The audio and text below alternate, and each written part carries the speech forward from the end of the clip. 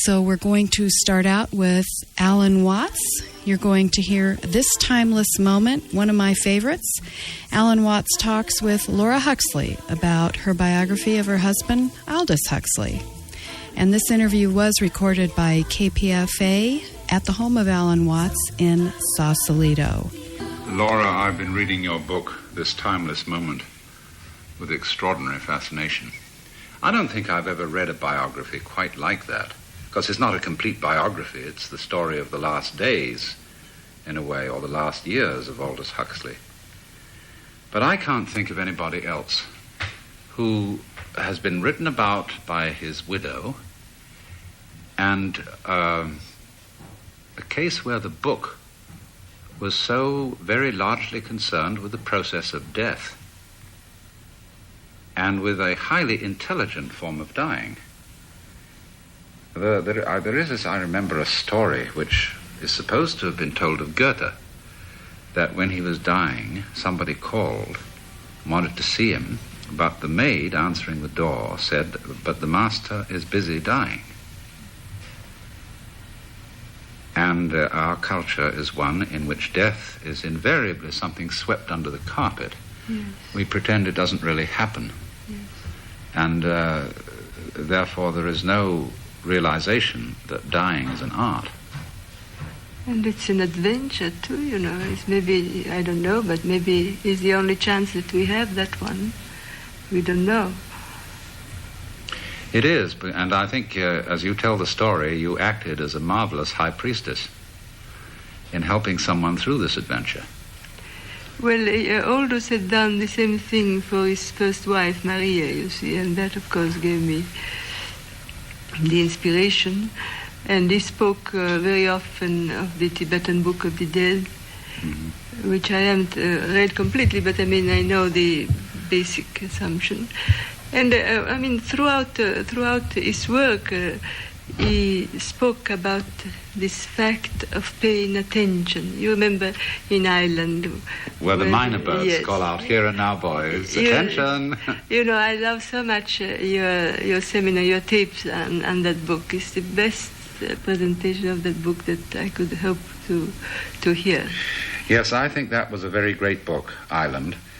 The problem is that I found in giving lectures, if I announce a title for a lecture and then give a lecture on a different subject, even though it may be a perfectly good lecture, people are somehow discombobulated. I think you always give a lecture on a different subject, Alan. You always do that. I can talk about the same thing in ever so many different ways. But the point is, when Aldous put out Island, he put it out in the form of a novel. That's right.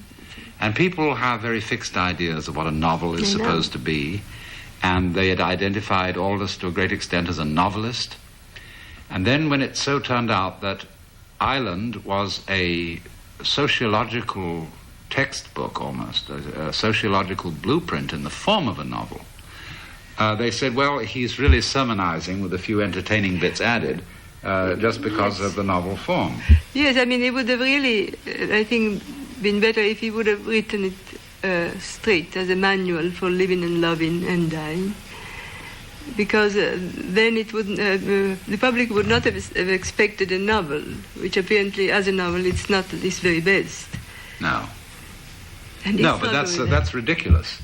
It's quite obvious to anyone who reads it that it wasn't really intended to be a novel. Well, it's quite obvious to you, Alan. Yes. No, it's different, you know. And I mean, in conclusion, very few people have read it. And there are so many sequences, there are so many methods which are so practical for here and now. It would be wonderful if we could apply only a few of them. We would all feel better. You know, I have really sort of a crusade against useless suffering. And in that book, there is so much about suffering which is not necessary, it's not creative, it's just nothing. It doesn't bring any enlightenment, any compassion. A great number of young people are reading this book today. Good, yes. And it has become a sort of inspiration for many of them for experiments in forming new kinds of family, new communities, intentional communities. But I heard a story where Aldous was challenged about this book and said, now, did you mean this seriously? And he said, oh, no, it was purely an intellectual exercise. Did he say that? Well, he's supposed to have said that. But what do you think about that? You were with him while he was writing. Well, I think exactly the contrary. I don't think it was an intellectual exercise. I mean, he might have said that as a joke, yes. But he really, every sequence in that book, every method, every recipe, if you like to call it that way, is something that most of them, at least, he experimented himself in his own life. And don't know, it was not an intellectual exercise. The part of the novel, the writing the novel, it was probably an intellectual exercise because he had to fit it. No, I realize that. Yes, but... Aldous also once said, when you are with savages, don't fool with them because you will end up in the cooking pot. And therefore he used to know how to be very perspicacious and tactful about his public relations. But you know, a thing that has often occurred to me is that Aldous Huxley was one of the most highly educated men I ever ran into. When you study the field of his interests, the scope of his interests, especially as revealed in his essays, he knew a great deal about the history of art, an enormous amount about the history of science and technology. He was fond of the theater. He knew about music. He had an encyclopedic mind, and he carried all this with a lovely urbanity, so much so that I think a great many people simply didn't know how to understand him because they weren't well educated enough. That's right. The frame of reference was enormous. But for instance, I can tell you about music. I am a violinist. I've been trained as a violinist, has been the major work in my life. And one time he mentioned a concerto, a Viotti concerto, that no one knows except violinists who had to study it, to work the technique and so on. And he knew this Viotti concerto. It was absolutely extraordinary.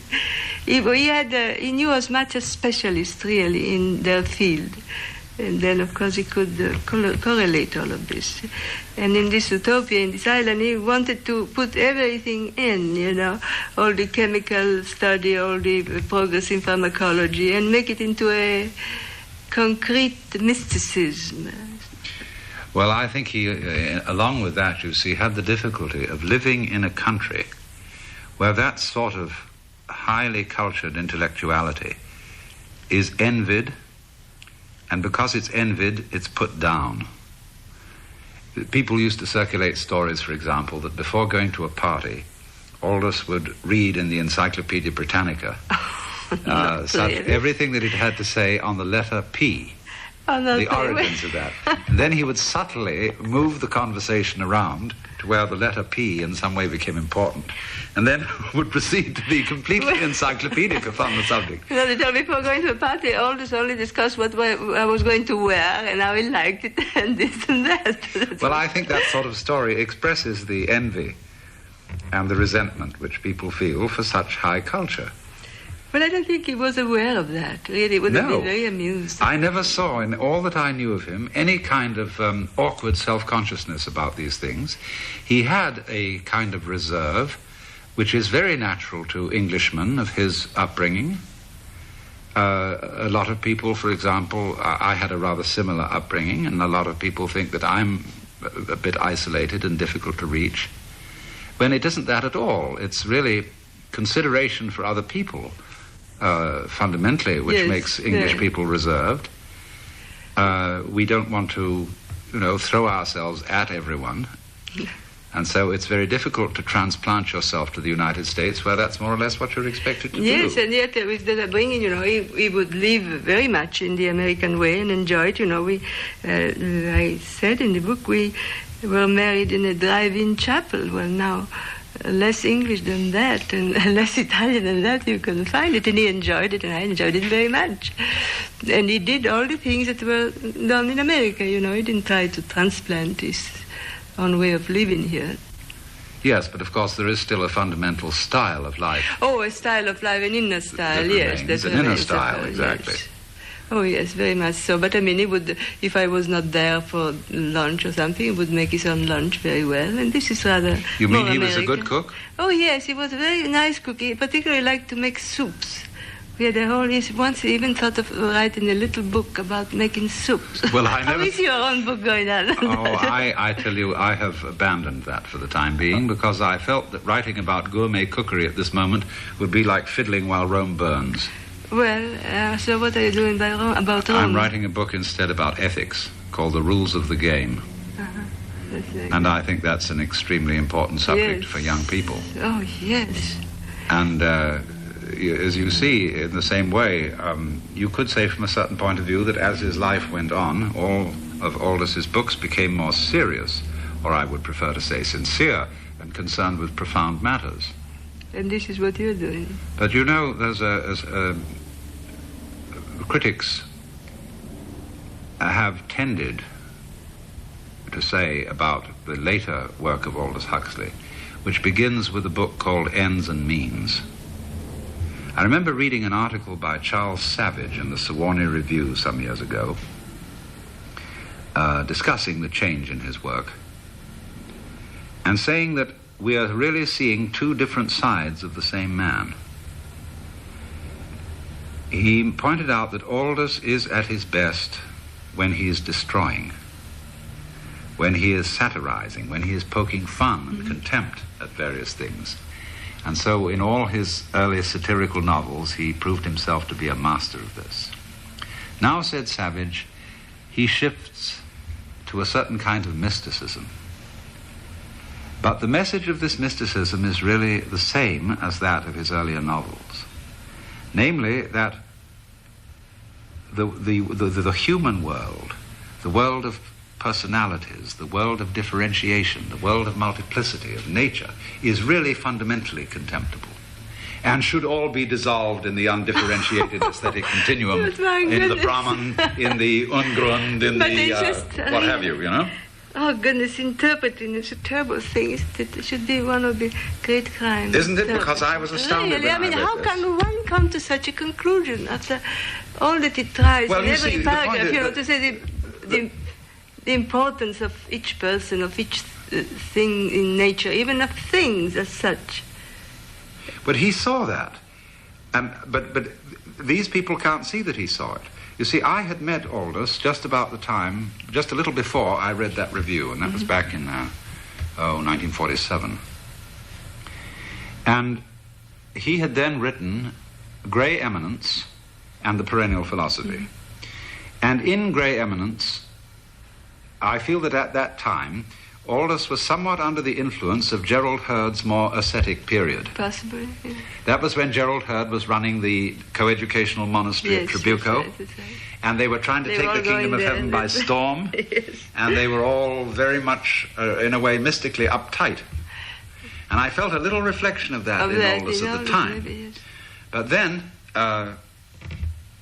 when his attitude began to change, he became less and less the Manichaean, yes, and more what I would call a tantric type. Yes, concrete and type. You wrote me a wonderful letter when he died about that, how you have felt this development in Aldous, especially in the later years, in all his way of being, even of dressing. I mean, the outer signs, of course, there can be many. Well, to tell you the truth, Laura, when I first met him, it was in Hollywood. And he came out in the most decrepit old pants and a run-down shirt. And, of course, he was vastly entertaining, but he was looking pretty shabby. And I met him again after he married you. And suddenly he was nattily dressed. He was wearing a beautiful tweed jacket with a handkerchief in the breast pocket, just so. He was beautifully groomed, and I thought, my goodness, he had a wonderful, something has changed. He had a wonderful collection of ties, I must send you one, but you don't wear ties, because it was magnificent collection, and they would be called psychedelic ties. Well, I wear ties when the occasion requires. You must remember, I'm a sort of joker or comedian who adopts the guise suitable to the occasion. But, no, I always had the impression, you see, that this criticism of Savage's was absolutely ridiculous, because I never met a man who had so many interests. In other words, he was profoundly interested in all the diversities. Yes, and he was so curious, and in everything really timeless moment. I mean, it's true, he was living moment by moment. And he had, I suppose, disciplined himself to that, or maybe that was why he enjoyed life so much. Yes. That was... He was another thing. I mean, people think sometimes that he was a depressed man. He was hardly ever a depressed man. Very, very seldom. He was preoccupied, but he always tried to do something about this preoccupation, you know, the state of the world and all that. But I think all writers tend to get moods of preoccupation. You get completely fascinated with writing, and then you may suddenly have to have a meal, and you'll turn up and sit down and eat, and you can't get your mind off the various ideas or themes you're playing with, and your wife may say to you, "What's the matter with you? Can't you make any conversation? Are you angry with me?" or something of that kind. No, that really only happened with Aldous when he was writing Ireland, because of this contrast, you know, of the novel and the essay. Otherwise, his writing, yes, he fascinated him, but he was very ready to change, you know, to change the course of his thought. But with Ireland, 2 or 3 times he was like that. And then, of course, when he was ill at the end, because there were so many things still that he wanted to do. And he wondered, you know, how long would he, how long a time would he have, how much energy. There was a period there like that. And yes. It took a long time to write Ireland, didn't it? Yes, he wrote it in 2 or 3 periods. He left it sometimes and then went back again. Of course, that's the hardest thing to do. In a way, it's easy to write Brave New World, because there the point of view is in a way critical. But in Ireland, where you want to paint the vision of what you really believe in and what you would like to happen, that's the hardest thing to do. Yes, and then, as you said, who is it that said that the bad sentiment make good novels? Yes. Bad sentiments make good novels. Yes. Yes.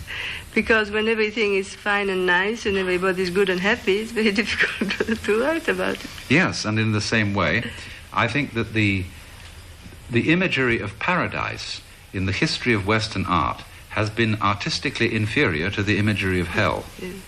If you take, for example, Gustave Doré's illustrations to the Divina Commedia, yes, those for hell and purgatory are fascinating. Yes. But the illustrations for the Paradiso are just these streams of angels in white nighties flying around the sky, and they're very uninspiring. I know.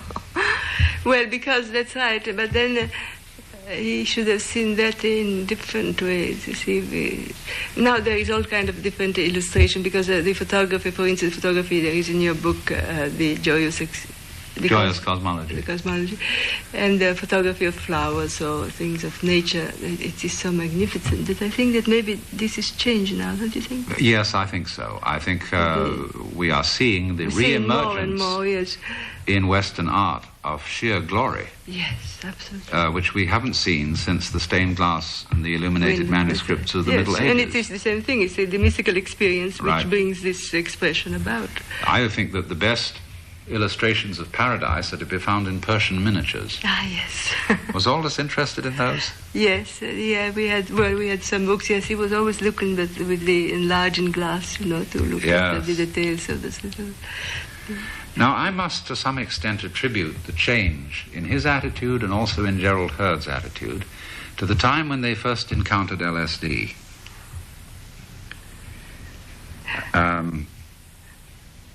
It seemed to me that in both of them there was a marked shift of attitude. I suppose that those who would be unfavorable to all this would say, well, that's the time they got their brains damaged. Yes. But it was highly interesting damage for both of them, because I felt that the attitudes of both of them became somehow enriched. Oh, yes. Well, of course, I knew Aldous very little before that. In fact, I only met him a few times. But when I saw him after that experience, which was in Rome, it was this tremendous vitality and this tremendous interest in looking and seeing and experimenting. Of course, he didn't do this experimenting so often as people thought, you know. It was done very, very rarely and very Oh, well, seriously. that's the way I think in any intelligent use of this kind of thing. Yes. A single experience gives you so much that it takes several months to digest it. Yes, exactly. And, you know, to go on week after week or worse, day after day with this sort of thing is to give yourself mystical indigestion. Yes. Yes, and all this had not happened, you see, by the time that Aldous died. It was just beginning in 1963. I remember in the last few months or even weeks of his life, he began to hear about abuses and so on. I think it would be horrifying to see what... I wonder what he would have done, you know, to prevent this. Of course, he would have done all that he could. And I wonder how much he could have accomplished in preventing this misuse and abuse. And the sensation, there is so much sensation about all that this kind of thing seems to me to be inevitable in a world where there are no secrets. Mm-hmm. In other words, That's right. scientific knowledge has to be public knowledge because the community of scientists has to know all about it in order to work. And therefore there are no secrets, and therefore everything gets broadcast around. And I felt that when Aldous had let the cat out of the bag with the doors of perception, and later with heaven and hell, that I ought to write something about it too. I was reserved about writing anything about it much before, but I felt that he had let the cat out of the bag and that more needed to be said. Now, of course, the cat would have been let out of the bag eventually, there's no doubt about it. Well, I think so, and probably not as well in such a good manner. No, I right. think. I mean, but now, when was it approximately that he first experimented with in LSD? 1953. In 1953? 53, that's right. And Doors of Perception came out then in 54, that's right. As early as 54?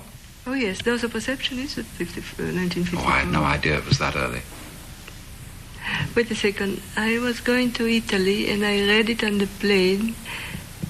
No, it came out in 1955. 55, yes, that might be. No, 54. 54 still? It was in the summer of 54 that I read it. Because you see, I didn't right. run into this until 1958. Oh, I think that we met here in San Francisco one time, yes. Yes, Didn't we? that's right, at the, Yes. the Tokyo Skiaki That's right, restaurant. that's right, Right. But I hadn't encountered it until that time. You got married in what year? In 1956. 1956. Uh-huh. Well, anyway, I felt that this had fully opened his eyes to see that the mystical world, or the mystical dimension of unity behind the whole cosmos was no longer something that required, for its vision, a turning away from the diversity of the material world, but you could see this unity, this underlying unity, right in the multiplicity of the material world. That's what And he seemed to be feeling that more and more strongly as time went on. Yes. I remember he was writing to me that summer before we were married, he was in New York, and he wrote to me that he went to see a musical comedy, and it was a very poor and vulgar thing. And he said, yet, even there, if one would look with attention and look deeply, one could find some kind of essence of beauty. Well, I had exactly the same experience in listening to a terrible Baptist preacher on the radio. Well, that's the same thing. And it was really awful. Yes. And it was as phony as it could be. Yes. And it was concerned with money. Send in your dollar. You know, if you want to copy this address, be sure to send in your dollar. But as I listened deeply into that voice, it sounded like someone saying, well, I'm just alive and I got to eat too. And it was a little baby calling for its mother in the dark. But it was coming on like, you know, all this God and Jesus and salvation and everything, and saying it as if it knew all about it. But you could see this was a big front on quaking terror underneath. Yes. Well, the same thing, you see, there was nothing that Aldous really was a very fine musician, and musical comedy for him was not his type of music. And particularly this one, I don't know which one it was, but it was particularly bad. And yet, you know, if you listen, he said, you would find something in that. Did he ever discuss these experiences with Krishnamurti? He did. He told me that the very first time that he had it, with Maria and Dr. Osmond, you remember? Mm-hmm. Then he went up to Ohio and spoke about it to Krishnaji. And Krishnaji was very familiar with the whole thing. He said, "Oh yes, yes." He said, "Oh yes, that's right, that's so, that's so." You know? He knew exactly what Aldous was speaking about. Mm-hmm. I have a feeling that Krishnaji is there all the time, except when he has to come back and talk a little bit. You know? Mm-hmm. And I think that is the merit of Krishnamurti to do this speaking to people, because probably he would have a much better time not to. Would you say that Aldous was greatly influenced by Krishnaji? Yes, I would say that he was influenced by Krishnaji probably more than by any other single religious man. Well, I, in a way, could say the same thing. Only one is always very hesitant in acknowledging any debt to Krishnaji because he so hates the idea of having any disciples. Yes. But I, for my part, feel that he is one of the most original and profound thinkers in the world, because he's always a bit unexpected. He's never in the ordinary ruts of a religious or psychotherapeutic thinking. Well, the trouble is that the trouble is not the trouble. The point is that that is what he is, but he does not give any way to get there, and that is the great thing, you see. People say, well, how am I going to do that? And you know that he really was very, very angry at me when I wrote that book, you know, You Are Not the Target, with recipes of techniques. I thought that I was very innocent, and I told him about it with great pleasure. And, he was quite violent about it. Oh, you tell that story in your book, though, yes, really, don't you? Yes, and yes, because I spoke about this during a lunch, and then we were alone, and he looked at me very, very intensely, and he said, you know, all these people that go around helping other people, I think they are a curse. Looking at me, I was so shaken, but after a few seconds I found myself, and I said, well, what do you think you are doing? And his answer was so delightful. He said, oh, but I don't do it on purpose.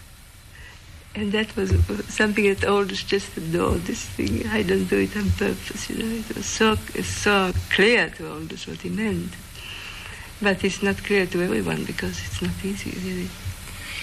That was the conversation, wasn't it, that, again, it's reported in your book, where he ends up on this extraordinary note that the state of consciousness that he's trying to describe as in himself is one which has no center. No center, that's right. And it is just so opposite of what we find. You know, we always try to find the central core of ourselves. Yes. And go to the center, find it, be the center. And he said, no center. Yes, that was very strange. Very strange. One can feel that for him it's all so natural. For Krishnamurti, all this is so natural, so obvious, that it seems to him preposterous even to have to say these things. But I must say it's not natural and easy for many people that I know. It's not easy for me, certainly. Did Krishnaji in any way disapprove of Aldous's use of psychedelics to see these things? Well, this I don't know. He never told me that, and I don't think that he ever said anything like that to Aldous. No, I think the two men were so nice together. I don't know. They didn't speak much. You know, we once visited Krishnaji in India for 3 days, and I don't think that they ever talked very much about all this deep philosophies or modes of existence. They just were very nice together. One felt a tremendous liking for each other. It was a very special atmosphere when they were together. But I don't know that he told him, you know, directly, you shouldn't do this or anything like that. In other words, when they got together, they didn't discuss deep matters, but just enjoyed themselves. That's right. As a matter of fact, I must tell you about those 3 days, because we were living in the house of this great mystic, and he had a marvelous cook. And we always looked forward to the next meal. It was the most refined food that you could imagine, without any animal food, completely vegetarian. And the variety of tastes and the delicacy, I mean, the great refinement, really, of the way that Krishnaji lives. In a way, he could have been, maybe he is an hedonist, you see, because he appreciates all the things of perception. We say hedonist. Hedonist. Yes. Hedonist. I remember him once speaking about materials. And everything, his perception are so cleansed, the doors of his perception are very, very clear. And it was marvelous. I was waiting for the next meal. You see, this is fascinating, because this doesn't come out in Krishnamurti's lectures. No, I know. Nor does humor come out. No, and he has a great deal of humor, although he's very, very preoccupied about the world. I haven't seen him lately. He was preoccupied about the world because in the world there's so many churches and priests and psychologists and all that. That was, which probably he equates in a way with politicians and all the rest of it, people that are being followed, that are followers. He has that, but do you think that one can be without leaders? Do you really think so? Well, I suppose you could argue that the presence of churches and priests and psychologists were like the presence of spots on a person who has chicken pox. Of course, these spots are, in a way, letting off infections inside the body, and therefore they fulfill some sort of function. But they go with a diseased condition. After all, if we were living in harmony with the way of nature, the Tao, as the Chinese call it, we wouldn't need churches and priests and psychotherapists. I know, but we don't live in the Tao. No. And but perhaps. Well, I think, this is a bit off the subject, but when you get into a real jam and you realize it's useless to call the psychiatrist, you're undergoing a very creative experience. Yes, if you go all the way to the end of it, not if you stop it in the middle. And you don't call the psychiatrist, you see. No. I have a kind of terror of calling a psychiatrist into any situation, because I know what it might lead to. Yes. And so I always try to leave it alone. And I don't want to offend my psychiatric friends by saying this, but that means some of them know how to handle things, and some of them, I was just talking to one the other day who wouldn't dream of getting one of his patients into a mental hospital. And who would not dream? No, he wouldn't dream of it. He does everything in his power to avoid that sort of a solution, or non-solution. Yes.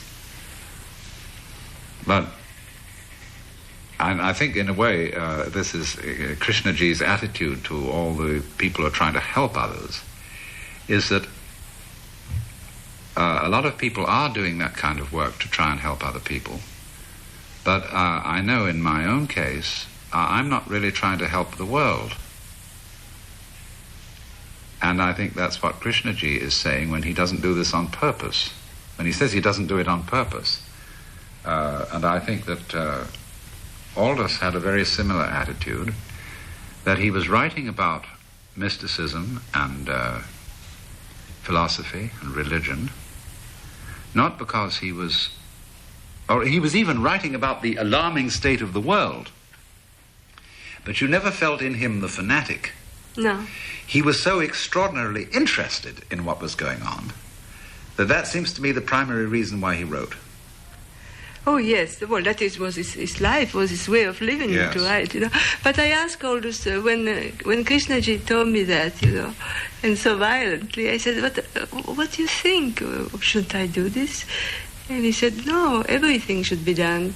What Krishnaji does is marvelous, but what you do, giving tools and giving recipes, that is also necessary. I mean, he included everything. He didn't think that, only one thing, that there was only one panacea. That is, of course, was completely different from his way of being. He couldn't have been so restricted.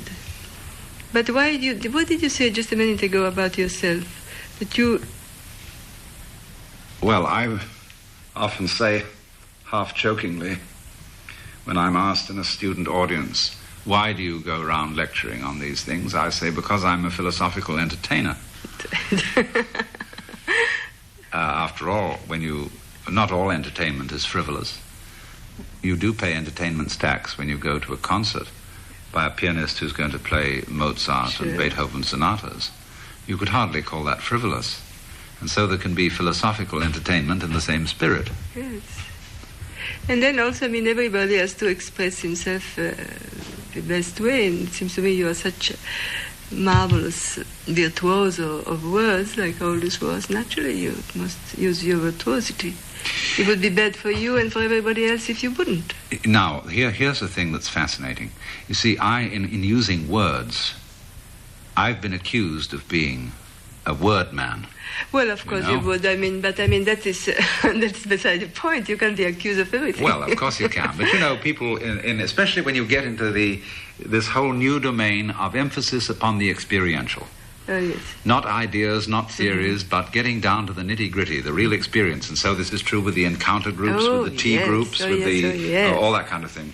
And I remember once Fritz Perls saying to me, he said, the trouble with you is you're all words. Well, you're a dancer, you dance around with words. And I said, now listen, Fritz, don't you put down words. No. Words are a pattern of life, just like a fern, just like a snow crystal, just like a cloud. Right. And if I play with that kind of a pattern, am I any really less experiential than the fern that plays with the chlorophyll and such things to become a fern? In fact, it's marvelous when you think of words. If you just take any one word, not just thinking about how it came about in the expression, but just what your mouth does to pronounce that word is the most fascinating thing that you can. Oh, yes, just I take one love word. to write nonsense, Yes. where the words don't have any meaning. Yes, but they're just, that's right. But it's just...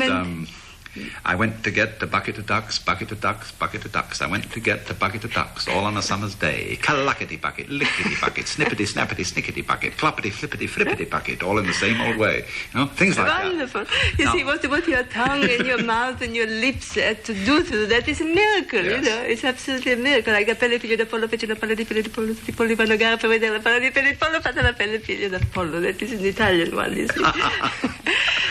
But I think that the only people that can do without words are people like yourself and Aldous. Aldous began to speak about nonverbal education, and he gave it an enormous importance. And it's just like like a millionaire that can say, well, money is not important because there is so much of it. Mm-hmm. And you can say it, and Aldous could say it, but for the rest of us, I think that we have to have the appropriate words. I know how difficult it is for me, you see, because words is not my mean of expression. I like other things. And I know that it's very good to have them. And I believe that I notice very many young people here, they get in so much trouble just because they don't express themselves right. They say the wrong word, Yes. They just have never had either the thought or the opportunity, I don't know which, but they want to say something not very nice, like to say, I would like to go away, I would like not to do this, and they say drop dead. Well, people don't like to hear that, see. So, yes, I've been astounded at the inarticulateness of many young people today.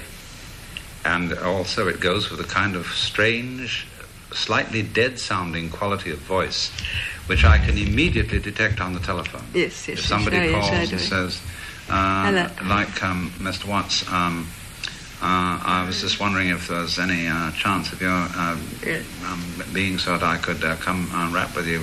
And there's a sort of dead voice. And, at once I'm inclined to reject such an encounter. Well, those are the people that must see you. You must see them. That is a very signal. Because, you might inspire them to get a little bit more alive. I think there are many people that are not quite alive. Do you find that? Oh, sure. Zombies. Yes, but I mean also among the people that have taken drugs and so on, that you expect them to be more here and now. And yes, but they didn't bring anything to it. You see, that experience with LSD doesn't really do much for anyone who doesn't bring something to it. But if you bring a lot to it, it enlivens all that you have.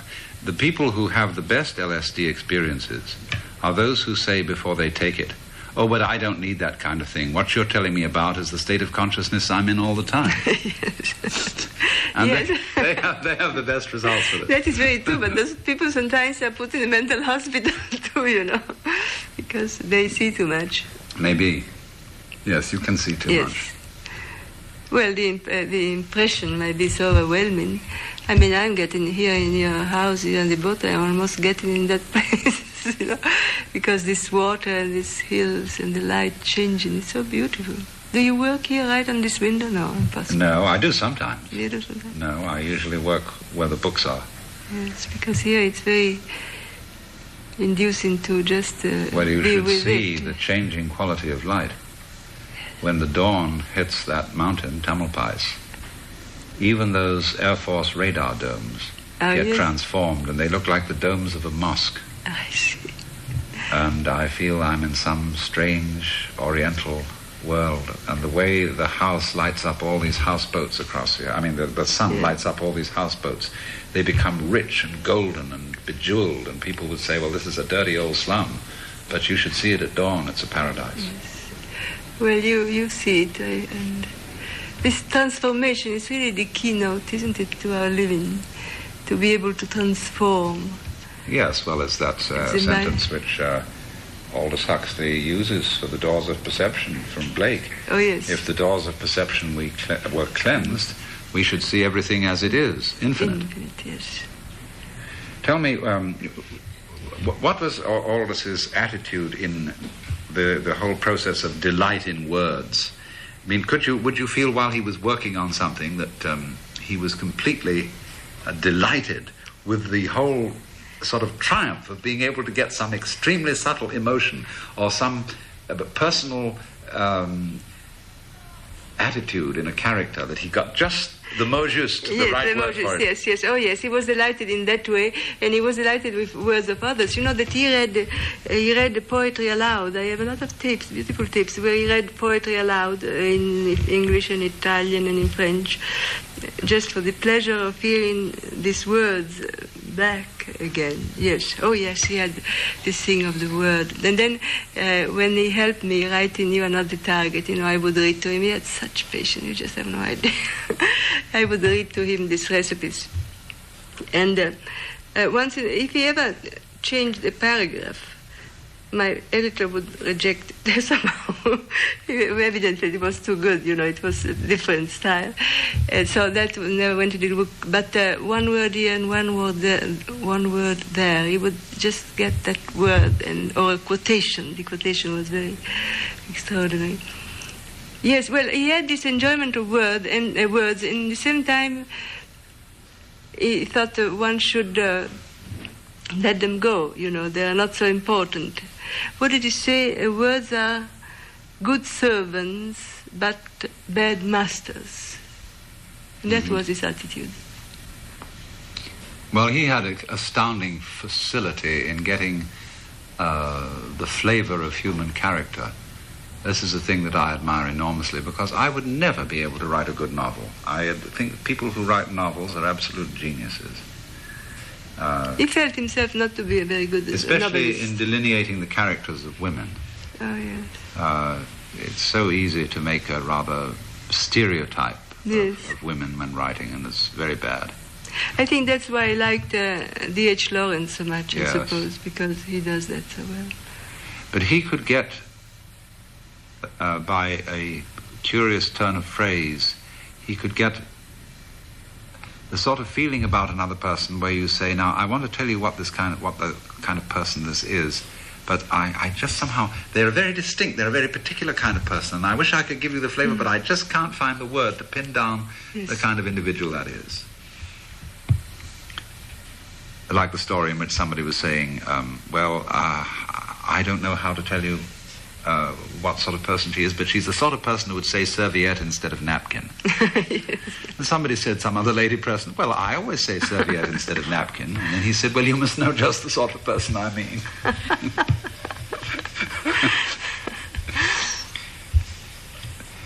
But in the final stages of his life, he was, wasn't he, about to begin another novel and had written some of it. Yes, he wanted to write a sort of autobiography, semi-autobiographical novel. That's what I gathered, yes, from reading as much of it as you published. And because he felt that there was so much intermingling, intermingling his own life with the events of the century. It was so extraordinary what had happened since he was an adolescent or a child, that he thought it would be it would have been a very big work, because that novel started in 1900, that first chapter that is in my book. Yes. And about himself as a child, I think that he was very much like that child that he describes there. I remember he speaks, also in his lecture, he spoke about Queen Victoria riding on a carriage about 2 or 3 miles an hour. Mm-hmm. And now similar ladies of similar dignity and age go around the Corniche or in the highways here at 70 miles an hour. He used that to show how we can really develop our potentialities in so many different ways, in so many different directions. That was one of his constant thoughts, the development of human potentials. Of course, his lifetime spans the most startling change of the speed of human history that has ever existed, and he simply, his lifetime bridges it. Yes, because he's exactly. got one foot in the Victorian era. That's right. And one in the 1960s.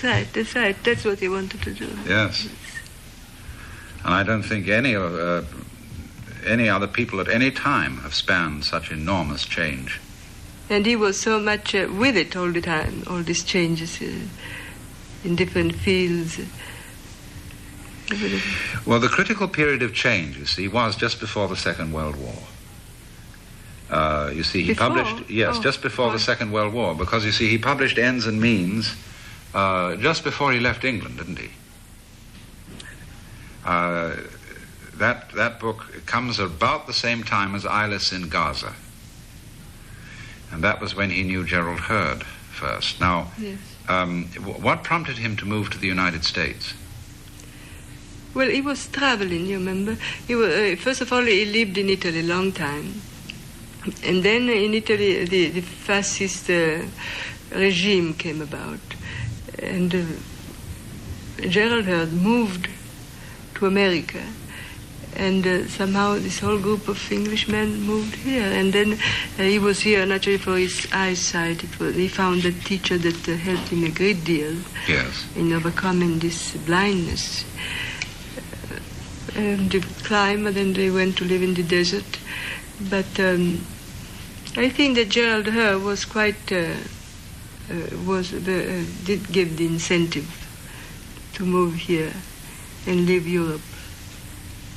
So it was primarily just his interest in Gerald Hurd and the group around him. Yes, and then what was happening in Italy and in Germany and so on that made him. And in England he couldn't live because of the climate. He would get the bronchitis just like that. Oh, really? Oh, yes. That's interesting. I couldn't live in England because I couldn't make a living. Well, he lived there, remember when he was a critic on some newspaper as a young man, but he never really wanted to live there. As soon as he could, he moved into Italy, and then in France, and then here. He always went back. He liked to go there for a month or two every year. Well, I do the same thing. But the trouble with England is that it pays very little for books and nothing at all for lectures. Yeah. Whereas the United States is quite different. Yes. I remember Aldous saying to me once, shortly after I came out to the West Coast, which was to have been in about 1952, and he said, we were making an appointment, And he said, yes, we're all so busy these days. He said, it's simply appalling. He said, because nowadays it costs you $12,000 a year simply to breathe. And if you want to do something more than that, it costs about $18,000. Yes, yes, I remember. But why did he settle on Southern California, do you know? Well, I think that the first they went up, he and Maria went up to the desert because Maria had a touch of TB. I think that they thought that she might have TB, and then they went up there and they liked the desert and they lived in the desert for several years, and then it became too difficult to live there and they came down to Los Angeles.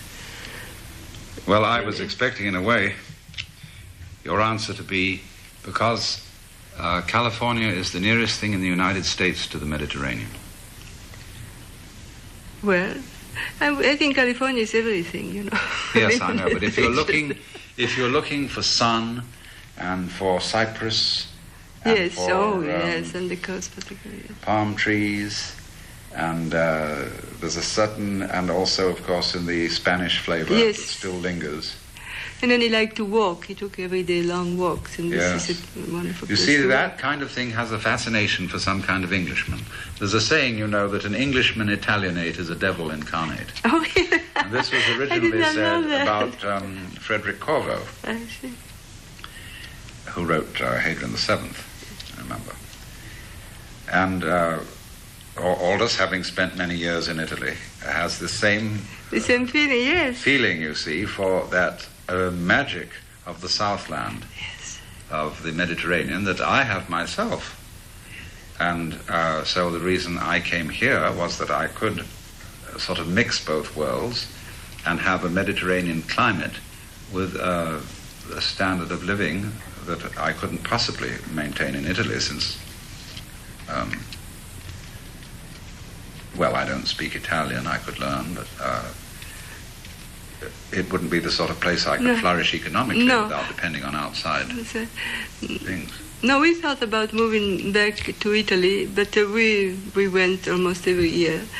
And then the way that we lived here was very, very good, because it was very free on top of a hill where there are deers and all kind of natural life. And yet, if you wanted to go to the university or to go to New York, it's so simple and so easy.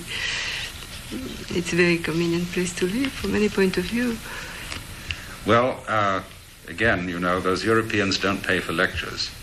Yes, again, yes, yes, surely. The economy of an author. Now, it's a very curious thing about Aldous Huxley, because when I first knew him, he couldn't lecture for love or money. Well, he used to put his nose in a manuscript and mumble. Goodness, I never seen him do that. But this is something you must be responsible for, because after he married you, he turned into a fantastic lecturer. Fantastic lecture, but I don't know that I was connected in any way with that, but he was a fantastic lecturer. And but it's incredible. It's incredible. Because what happened was that right when I first was out in California, let's see, this was in 1951, at that time Felix Green arranged for him to give a lecture at a high school auditorium in Palo Alto. And he was still in the mumbling stage. Really? Then, after Maria's death, he married you. I went down to Santa Barbara, and there was a concert being given in which Stravinsky was interested of Gesualdo's madrigals. That's right. And in the intermission, he gave an extremely amusing talk. Yes, and he loved it. I mean, I really enjoyed doing that. Well, now, what had happened was that always he had been a fantastic conversationalist. Yes. Even though he was apt to sort of take over the conversation, nevertheless, he was invariably fascinating. And he used to fill his conversation with the most amazing anecdotes. He was particularly fond of kind of horrendous happenings and details. You remember that time we were talking about when we had lunch at the Tokyo Sukiyaki restaurant? There were four of us sitting at the table, And all the neighboring tables stopped talking. Listening, because and they listened in because he was talking about subliminal advertising. Yes, that really impressed him. How you could look at President Eisenhower, but it really was Marilyn Monroe underneath. Yes, exactly. So you associated the beautiful girl with General Eisenhower or with somebody's toothpaste. Yes. And he was going on and enlarging on the horrendous possibilities of this. And I remember him once, the conversation going on at great length about the appalling nature of fashion in medicine. Oh, yes. So that you would never really know at the present time whether it was as ephemeral as an operation he once described where they removed the long intestine. The long intestine, yes. And he said it's completely disappeared, that nobody ever had such an operation. He said the only trouble about it was people used to have to go to the bathroom like birds. 20 minutes. Every 20 minutes. Yes. But then you see he started to get the idea of lecturing in just exactly the same tone of voice and spirit as he carried on ordinary conversation. It was absolutely like a conversation. I never saw it. And suddenly he got released from the manuscript. Yes, and he said to me, I just decided that what I was saying was really not so important after all, The world was not going to be changed by my lecturing. And so it was, I've been with him, before the lecture, and usually before someone goes on the stage, there is all kind of little ritual and things. He never had anything like that. No, all that's a nuisance. Yes, all that's a nuisance. Yes. He just would be at dinner with other people and then walk out on the stage. Yes. He would go sometimes and mumble, and somebody say, may I go to the men's room before he goes? That was all that he asked. No, it was a very strange transformation, especially for somebody at that time of life. Yes, but he was changing all the time. I mean, after the fire, we went to live with this friend of ours. When the house was burned down. Yes. We went to live with this friend of ours who had 2 children and 2 little children, and it's a completely different ambience, when there are 2 children. He never seemed to mind or to make an effort or to exercise patience. And one does need patience, for the children. But it was a natural thing for him, I guess, or maybe a training thing, to take things as they came, mm-hmm. moment by moment, without sort of referring to old experiences. I think that he had probably more than anyone else this paradox, you see, where he had this terrific amount of information and memory, and then he was freed of emotional conditioning from the past. How so? Well, because the emotion of the past did not interfere with his present. In other words, he responded to the present with new reaction. I mean, he reacted to the present with fresh reaction and not with a conditioned reaction from the past. Do you think he was in some respect helped by the fire? After all, his past, all the records of his past practically were wiped out. Yes, everything, yes. No, I don't think that the fire did that for him. I think more his meditation and his work with psychedelic and his constant vigilance in that sense. He was really very, very aware that should be stopped, that one should stop this reacting to the present in terms of the past. Yes. That was very much in his consciousness all the time. Well, of course, that's central to Krishnamurti's whole presentation, yes. But that fire, I had a friend who underwent the same sort of experience, where she had luckily built herself a new, smaller house, and just after she had moved into it, she'd kept a lot of records in the old house, and it was burned down. And there were all these souvenirs and letters and photographs and paintings and books, which are suddenly wiped out, and they're ordinarily things you cling on to and you feel you really can't do without that, and then suddenly it all goes. Oh yes, we had really several tongues of this thing. And so we went. But he did rescue, didn't he, the manuscript of Ireland? Yes, he rescued Ireland and 3 best suits, the suits that we had made in Italy. And 3 suits? Yes. Ah. He said, don't you think we should take some suits? I was in a completely useless state because the fire had so fascinated me that I was just looking at the fire all the time, and I would not even have thought of that. And all of a sudden he said, oh, I must take Ireland. So he went upstairs and took Ireland. And then he said, shouldn't we take some suits? So I said, yes, let's take some But suits. did he sort of risk his life doing this? No, because our house was not in fire yet, but all around. Oh, I see. The Yes. fire was approaching at the Yes, time. was approach. Oh, yes, I saw it approach. I saw it approach from the garden. In fact, the walls were illuminated so beautifully. You have no idea. It was just the right illumination. And I was looking so much that I would not even take in the suit, you see. Well, that's certainly not reacting to the present in terms of the past. No, that's right. It was past. I was just not reacting at all. It was just so beautiful, you know. Yes, it's so fascinating how in moments of crisis we do tend to become much saner than we are normally. Well, maybe that was sane, I don't know. I mean, people accomplish the most, we can become geniuses in crisis. Yes, but I didn't accomplish anything, you see. I just looked. Well, I know, but you were contemplative instead of an active. Yes, exactly the contrary of my nature. Absolutely the contrary. I'm very active. And there it was, this fire all around. But who said that the fire, I remember Aldous saying in his lecture on visionary experience, that, is it Plotinus, that says the fire is the most beautiful thing in the world. Yes. In connection with precious jewel, you know, which contain the fire. Christians still worship fire because for many people the most important time in a church service is watching the final extinction of the candles after the service is over, and they'll all wait on their knees until that's been done. Yes, it's like seeing the sun going down. Yes, that moment. watching the sunset. Yes. Are there any materials of Aldous left over which will yet see the light of publication? Well, the letters. Oh, that is going to be a marvelous volume, yes. It's coming out next year. It's coming out next year, and there are letters since the age of 14 to the last days, you see. And there are really, it's a marvelous biography. There you see all the passage in this man's life. So he wrote a great deal of letters. And was this true yes. all through his life? Was it true after you got married? Oh, yes. He answered mail once a week, and he wrote an enormous amount of letters. Doing is writing letters, and I always use the telephone.